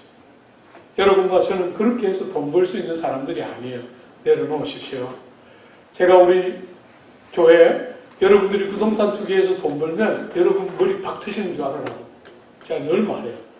주식 대박이 터지면 여러분 박 터지면서 교회 옮겨야 된다고. 우리 교회에서는 집사 못한다고 제가 늘 말합니다. 성도들은 그런 방식으로 부를 축적하지 않습니다. 땀 흘리고 애쓰고 남을 섬기고 봉사하면서 하나님이 주시는 그 부스러기를 먹고 이 땅을 사는 것이에요. 가난하게 살아야 한다 이런 말이 아닙니다. 하나님이 여러분을 채워서 정말 이 땅에서 살 만큼 살도록 도와주시는 것 틀림없이 믿고 사는 것이죠. 여러분 이렇게 했으면 어떻게 하면 됩니까? 한번 보십시오. 15절 하반절에 주께서 예적에 손을 들어 맹세하시고 주겠다고 하신 땅에 들어가서 차지하라 말씀하셨습니다. 어디서요? 가데스 바네아에서. 근데 이스라엘 백성이 어떻게 했습니까? 그들과 우리 조상들이 교만하고 목을 굳게 하여 주의 명령을 듣지 아니하고 거역하며 주께서 그들 가운데 행하신 기사를 기억하지 아니하고 목을 굳게 하여 배역하며 스스로 한 우두머리를 세우고. 여러분 여기 이스라엘 백성의 죄에 늘 반복되는 표현이 하나 나옵니다. 첫 번째 뭡니까? 교만하여. 두 번째로 목을 굳게 하여 듣지 아니하고. 여러분 교만함의 제일 중요한 특징은 뭡니까? 듣지 아니함입니다. 귀가 열리지 않는 것은 굉장히 중요한 죄악이에요. 사랑하는 여러분, 제가 우리 이 부부 생활을 하는 남녀에게 매일 가르치는 거 있습니다. 특별히 아내들에게 남편들을 향해서 제가 늘 요구하는 게 아내들의 제일 중요한 지상 과제 중에 하나는 남자들의 귀를 여는 거예요. 남자들이 아내들의 말을 얼마나 잘 귀담아 들어서 때가 되면 10년이 되고 20년이 되면 누가 무슨 말을 해도 들을 줄 아는 귀가 열리도록 아내들은 남편을 반틈 그렇게 해야 됩니다. 남자들은 아내가 손대지 않으면 아무도 손댈 수 없는 존재가 남자예요. 남자들의 너무 놀라운 특성은 자신에 대한 놀라운 긍정적인 사유입니다. 그 사유를 깰 수 있는 사람은 아내밖에 없어요. 아내. 목사가 건드리는 원수입니다. 아내들 부탁합니다. 여러분의 남편 좋은 아내 없습니다. 제발 그런 신화 좀 버려요. 제가 우리 자매들에게 늘 요구합니다. 야성이 충만한 자매들을 나는 좋아한다. 형제들 어지간한 것들 한 두 옷 이렇게 딱 걸고 딱 이렇게 다니는 그런 자매들 좀 나온다. 제발 이렇게 호리호리 해가지고 어디가 살인지 뼈인지 모르는 그런 스키니한 것들 말고 좀 아주 전투성이 수출한 것들이 많이 나와서 남편 안 죽을 만큼 죽이는. 늘 제가 자매들에게 전투성이 많이 부여된 자매들이 나오기를 원해요. 남편을 그냥 축구 못하는 자매들이 아주 돌연변이 중에 간혹 있어요. 그런 것들은 진짜 교회를 어지럽히는 자매들이에요. 제가 제일 싫어합니다. 목사님, 저는 다시 태어나서 이 남자하고 결혼할 거예요. 이런 것들 제일 싫어합니다. 저는 제가 제일 좋아하는 유형의 자매들은 목사님, 그때 제가 대형 사고 쳤어요. 저런 남자하고 어떻게 이런 것들이 제일 마음에 들어요. 역할을 잘하고 있는 거죠. 그죠? 그래서 형제들을 확 죽여서 죽기 직전까지 죽여서 죽기 직전에 살려서 다시 또 죽이고 이렇게 하면 그래서 형제들의 눈을 확확 열어주는 자매들이 너무 중요해요. 여러분이 형제들이 귀가 안 열리면 그런 사람들은 지도자가 되면 안 돼요. 저는 우리 교회에서 2년에 한 번씩 중직자를 세우는데 제가 늘 합니다. 듣는 귀가 안 열린 사람들은 중직자가 되면 절대로 안 됩니다. 아내의 말을 귀담아 들을 줄 알아서 다른 누구의 말도 귀를 열어서 들을 줄 아는 사람이 안 되면 그 사람은 중직자가 되면 절대로 안 돼요. 사랑하는 여러분, 여기서 너무너무 중요한 거예요. 귀가 듣지 아니합니다. 자기 고집, 자기 주관, 자기 논리, 자기 방식 꺾지 않는 사람들은 나쁜 사람들이에요. 그런 사람들은 교회의 중직자가 되면 안 됩니다. 듣는 귀가 열려야 합니다. 아내가 다루어서 남편의 귀가 열리도록 하는 것은 아내의 제일 중요한 역할이에요. 조국 사회는 그런 일을 할 줄 아는 사람들을 보기가 너무 쉽지 않아요. 자매들 부탁합니다. 남자들 귀 열어야 합니다. 듣는 귀. 그죠? 잘 듣지 못하는 사람은 절대로 성경적인 지도자가 될 수 없어요. 듣는 귀가 열려야 합니다. 여러분, 제가 나이가 많은 자매님들을 교회 안에 있으나 조국 땅에서 보면 그 자매님들의 얼굴이 정말 인상적이에요. 젊은 자매들을 많이 보다가 나이 드신 자매들을 딱 볼 때 너무 충격적으로 인상적인 게 60 넘은 자매들의 얼굴 표정이 다 하나같이 싸움닭같이 생겼답니다. 처녀 시절에는 다 정말 20대, 30대 같이 꽃다운 미소를 갖고 있었는데 60이 넘고 나면 대부분의 자매들이 싸움닭같이 바뀌어 있어요. 근데 여러분, 제가 서천에 집회를 갔어요. 서천에 집회를 갔는데 여기 앞에서 세 번째 정도의 어떤 나이가 좋게 70은 돼 보이는 누님 한 분이 앉아서 설교를 듣는데 그 미소가 20대들에게서 보는 그 예쁜 미소가 그대로 살아있는 거예요. 제가 앞에서 설교하면서 여자 나이 저렇게 되도록 얼굴에 저 미소를 만들어내는 저 여자의 남편은 누굴까? 제가 너무 궁금했어요. 너무 궁금했는데 하루는 오전 집회를 딱 마치니까 그 권사님 식사를 대접하는데 사람들이 다 화장실 간 사이에 제가 급하게 물었어요. 둘만 있을 때. 권사님, 바깥어른이 실례하지만 뭐 하시는 분이십니까? 저는 권사님 미소가 너무너무 사랑스러워서 바깥어른이 어떤 분인지 너무너무 궁금합니다. 제가 이렇게 물었더니 뭐라고 대답했겠어요?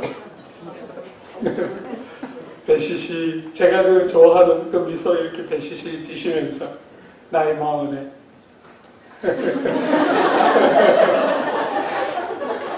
나이 40에 남편 앞세우고 혼자 살고 있습니다. 제가 숙소로 돌아가면서 기쁨의, 환희의 이 기쁨이 쫙 넘쳐났어요. 그러면 그렇지. 남자하고 30년 이상 사는 게 아니에요. 남자하고 30년 이상 살면 천하 없는 미소라도 싸움닭입니다. 이것들이 말이 통해야죠.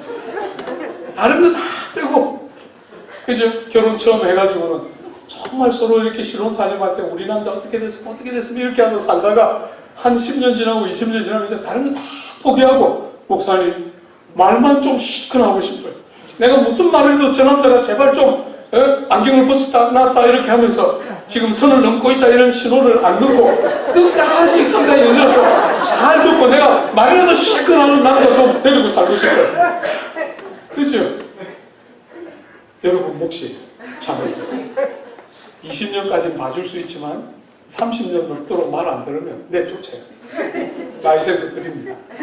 법적인 라이센스는 아니지만 사랑하는 여러분, 이스라엘의 죄의 제일 중요한 특징 중에 하나는 듣지 않음이에요. 하나님의 말씀을 듣지 않습니다. 사람들의 말을 듣지 않습니다. 안 열립니다. 사랑하는 여러분, 저는 30년 동안 목회하면서 못 듣는 수많은 중직자를 봤어요. 그리고 그런 사람들은 어김없이 교회를 아프게 합니다. 여러분이 부부가 같이 살 때 세상 사람들처럼 우리는 행복, 우리는 덜 싸우고, 저 사람하고 저하고 척척 맞아요. 이런 것들은 진짜 미워요, 제가. 지가 그런 역할을 안 하니까 교회 와서 얼마나 몬스터 짓을 해도 아무도 그 손댈 수가 없어요. 여러분, 여러분이나 저나 남자나 여자나 다 죄인으로 태어났어요. 우리가 덜 싸우는 행복이 가능한 구조입니까?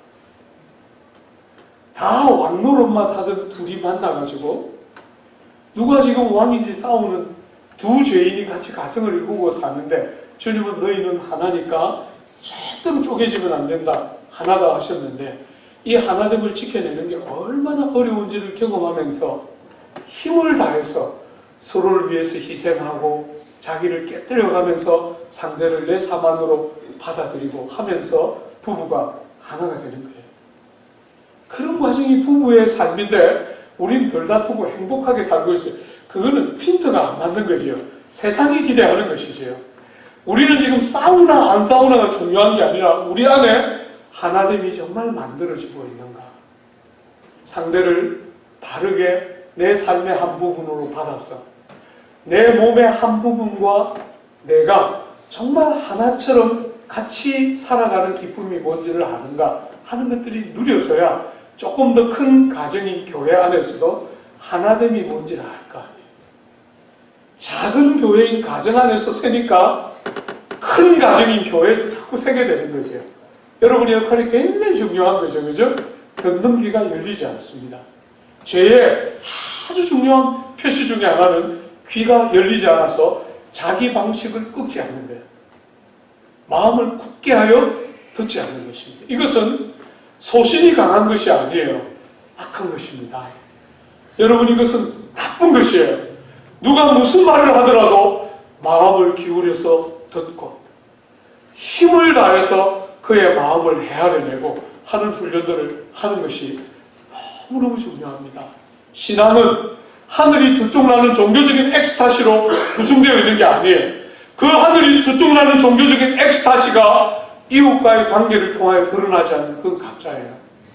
그런 기독교는 없습니다.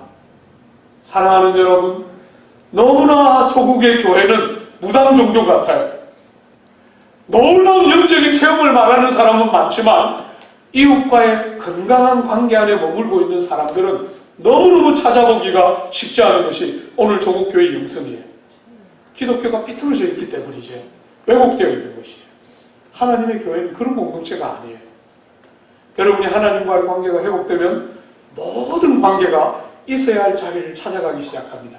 한 걸음에 내달아지지는 않아도 절대로 포기함이 없이 귀를 열어 누군가의 말을 힘을 다해 듣기 시작하는, 그래서 왕이신 그분이 내 말에 귀를 기울이는 것처럼 나도 다른 지체들에게 마음을 열어서 귀를 기울이고 듣고 그의 말을 내 마음처럼 받아내는 일들을 성도들은 합니다. 근데 여러분, 이스라엘 백성은 이 많은 은혜를 받고도 귀가 열리지 않습니다. 그리고 어떻게 합니까? 잊어버립니다. 하나님이 베푸신 수많은 은혜를 잊어버립니다. 이 잊어버림은 이스라엘 백성의 죄악의 제일 중요한 현상 중에 하나예요. 그죠? 이스라엘 백성들을 향한 선지자들의 늘 말은 잊지 말고 기억하라, 잊지 말고 기억하라는데 늘 잊어버립니다. 사랑하는 여러분, 거기다가 스스로 우두머리를 세웁니다. 자기 고집과 주관을 내려놓지 않습니다. 말씀 앞에서도 복종하지 않습니다. 신앙이 아니죠. 그건 정말 어리석은 죄성과 고집스러움입니다. 여러분, 그 고집스러움을 성경은 뭐라고 말하죠? 우상 숭배와 같다, 이렇게 말했어요. 조국 교회는 고집스러운 것과 주관이 뚜렷한 것을 분별할 줄을 모릅니다. 모든 사람들을 향해서 귀를 열어야 합니다. 시간이 많이 갔기 때문에 급하게 몇 가지만 더 봅시다. 사랑하는 여러분, 이런 이스라엘을 하나님 어떻게 하십니까? 17절 하반절에 그러나 주께서는 용서하시는 하나님이라 은혜로우시며 긍휼히 여기시며 더디 노하시며 인자가 풍성하심으로 그들을 버리지 아니하신나이다. 그런데 그들이 어떻게 합니까? 그들이 자기를 위하여 송아지를 구워 만들고 이르기를 이는 곧 너희를 인도하여 애굽에서 나오게 한 신이라 하여 하나님을 크게 모독하였나이다. 여러분, 하나님의 이름으로 우상을 만들었어요. 이름은 애굽에서 너희를 이끌어낸 신이라고 붙였는데 실제로는 하나님이 아니라 누구입니까? 이방의 종교와 똑같이 생긴 신이에요. 사랑하는 여러분, 기독교라는 이름으로 하나님을 이방 신처럼 만들 수 있다는 걸 잊으면 안 됩니다. 오전에 여러분들에게 성경 읽지 않는 것에 대해서 이야기했는데 성경에 너무 무지하기 때문에 기독교도 일반 종교와 똑같으리니 생각하고 여러분에게 있는 막연한 종교성으로 기독교를 생각하기 때문에 기독교의 이름으로 우상을 만들어요. 그게 오늘 조국 교회가 제가 발견하는 너무너무 큰 병폐예요. 기독교의 이름으로 우상을 만들 수 있다는 거 잊지 마십시오. 이름을 뭐라고 붙이느냐가 문제가 아니라 성경이 말하는 그분인가가 핵심입니다. 하나님은 형상을 빚어 만들기로 원치 않았는데 형상을 빚어서 하나님의 이름을 붙였어요. 우상입니다. 그죠? 우상. 그 밑에 한번 보십시오. 그런데도 하나님 어떻게 하십니까? 주께서는 크신 긍휼로 그들을 광야에 버리지 아니하시고 똑같은 일을 구름 기둥, 불 기둥, 만나, 선한 영 40년 동안 들에서 기르시되 부족함이 없게 하시고 옷이 헤어지지 아니하게 하십니다. 여러분, 이렇게 광야 생활을 잘 보존하셨다가 그 다음에 어떻게 하십니까? 약속한 가나안 땅에 들어가게 하십니다. 근데 한번 보십시오. 그 약속의 가나안 땅에 들어갈 때 23절에 주께서 그들의 자손을 하늘의 별같이 많게 하시고, 이거 뭡니까? 아브라함에게 하신 약속 그대로죠, 그죠? 하늘의 별같이 많게 하셔서 어떻게 됩니까? 약속의 땅 가나안으로 들어갑니다. 한번 보십시오. 들어가서 어떻게 합니까? 24절에 그 자손이 들어가서 땅을 차지하되 주께서 그 땅 가나안 주민들이 그들 앞에 복종하게 하실 때에 가나안 사람들과 그들의 왕들과 본토 여러 족속들을 그들의 손에 넘겨 임의로 행하게 하시며 그들이 견고한 성읍들과 기름진 땅을 점령하고 모든 아름다운 물건이 가득한 집과 판 우물과 포도원과 감나무와 허다한 과목을 차지하여 배불리 먹어 살찌고 주의 큰 복을 즐겼으나, 정말 땅을 새롭게 개간할 필요 없이 남들이 다 개간해 놓은 땅, 나무를 다시 심을 필요 없이 남들이 심어 놓은 땅, 그죠? 꿀과 젖과 꿀이 흐르는 그 비옥한 땅에 들어가서 자기들이 땀 흘리지 않고 자기들이 가꾸지 않은 것을 다 누렸습니다. 그래서 뭐 어떻게 해야 됩니까? 잘 섬겨야 되는데 26절 한번 보십시오. 그들은 순종하지 아니하고 주를 거역하며 주의 율법을 등지고 주께서 돌아오기를 권면하는 선지자들을 죽여 심히 모독하였나이다. 여러분, 이제부터 모든 일은 계속 똑같이 반복됩니다. 하나님은 용서하시고 은혜를 베푸시고 새 삶을 주시면 그들은 또 하나님을 배반하고 평화를 얻으면 또 죄를 짓고 또 하나님 앞에 덕죄하고 하나님 앞에 부르시지만 하나님이 또 간섭하시고 하나님이 또 간섭하셔서 문제가 있어서 또 죄를 짓고 또 죄를 지으면 형벌이 임하고 형벌이 임하면 하나님께서 또 징계를 하시고 부르짖으면 또 하나님이 구원해 주시고 이런 일이 계속해서 반복되다가 나라를 잃기까지 합니다. 오늘 사랑하는 여러분, 이스라엘이 죄를 자백하는데 어떤 죄를 자백합니까? 하나님이 베푸신 큰 은혜예요.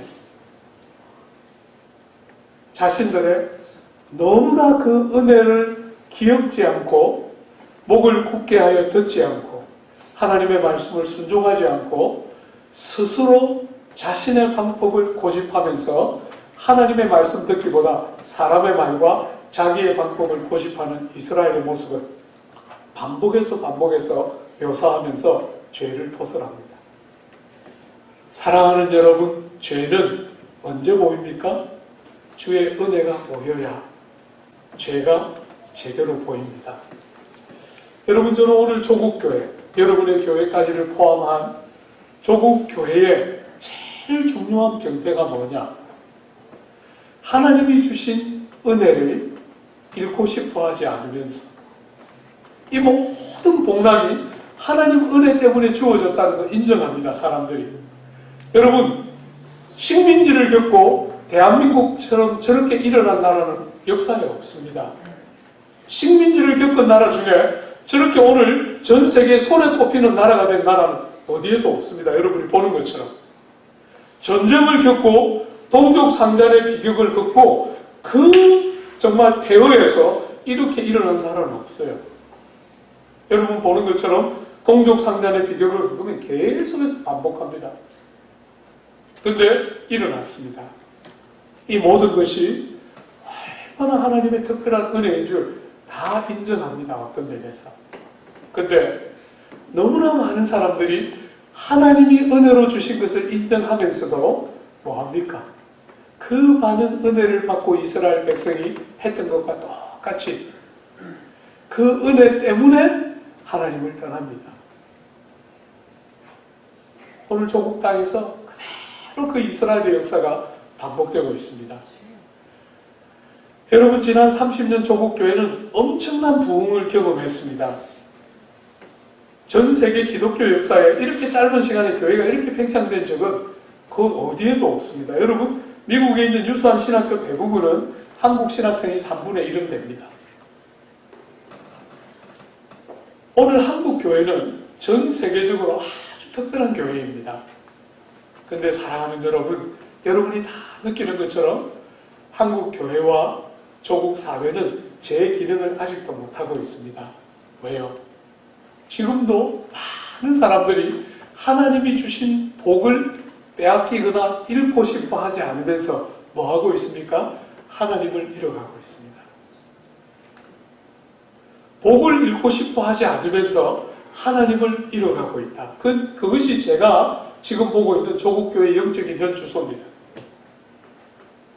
회개를 하고 돌이키려고 하지 않고 하나님이 주신 복만 어찌하든지 안 잃어버리려고 합니다.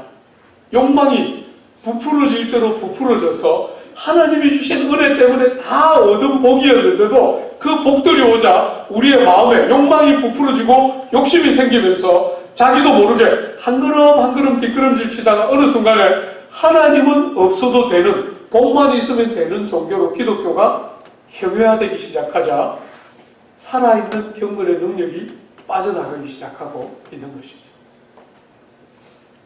여러분은 어떻습니까?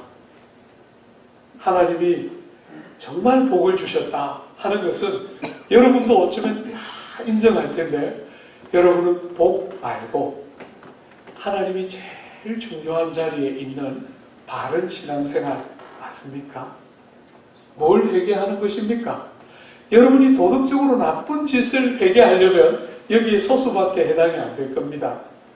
남들처럼 윤리적으로 지탄받을 만한 나쁜 일을 하고 있는 사람은 소수의 몇 사람일 것입니다.